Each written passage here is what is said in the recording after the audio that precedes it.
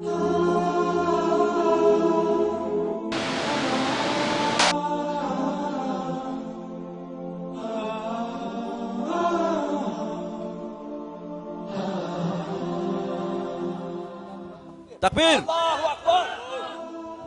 Oh, ulitin natin. Ulitin mo, brother. Mas may nang ikaw ang nagkuman. Oo. Tatayo tayo. Oo, mas maganda.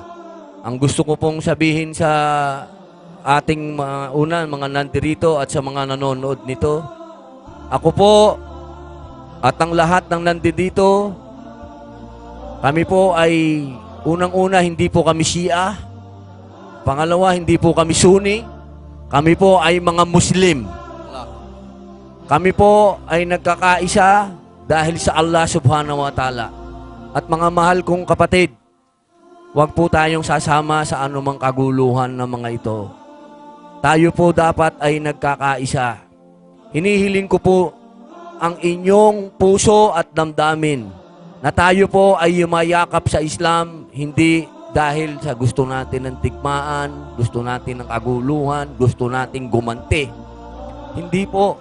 Wala po yan sa 5 pillars of Islam.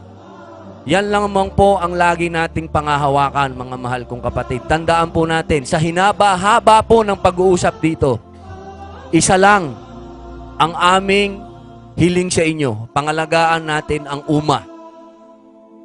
Pagka sinabi po nating pangalagaan ng umma, wag po tayo mag-away-away. Dahil pag tayo ay nag-away-away, dyan na po tayo matatalo. Tandaan natin, kapag tayong lahat ng mga lalaki ay napunta sa gera at nagpatayan at namatay, anong mangyayari sa mga babaeng Muslim? Sino ang mag-aalaga sa kanila? Sino ang mapapangasawa nila?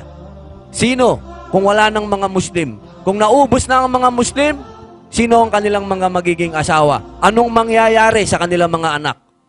Kaya sana po, mga mahal kong kapatid na Muslim, born Muslim, balik Islam, bumalik po tayo sa katuruan ng Quran. Ang katuruan po ng Quran, magmahalan tayo, mahalin natin ang kapwa, magsala tayo. Wala wala po lahat kung hindi tayo nagsasala. Itindig po natin yung 5 na prayers, meron pa po yan non-obligatory. Yun po ang itindig natin. Itong fasting, napakadami pong nagpa-fasting sa salita, pero napakadami namang nagagalit sa panahon ng fasting. Maraming nagbe-break ng fasting, cellphone dito, wala pa rin. Pagka sinabi pong fasting, sa lahat ng bagay, fasting ka. Kaya mga mahal kong kapatid, tigilan na po natin ang pagpuna sa mga sarili. Sa Instagram, pag nag-post ka ng isa, babanatan ka ng 5. Hindi mo alam bakit binabanatan ka ng kapatid mo, imbis na tinutulungan ka magpaliwanag. Ang Islam po, kailanman, hindi self-righteousness.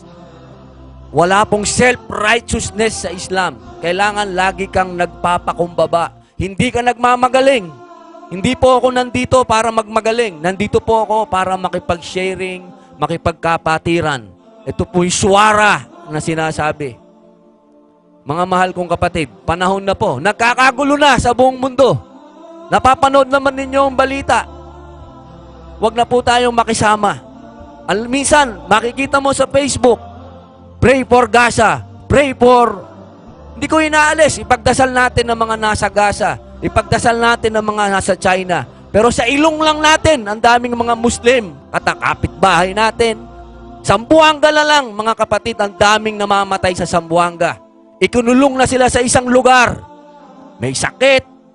Unang-unang sakit. Pangalawa, kinakain.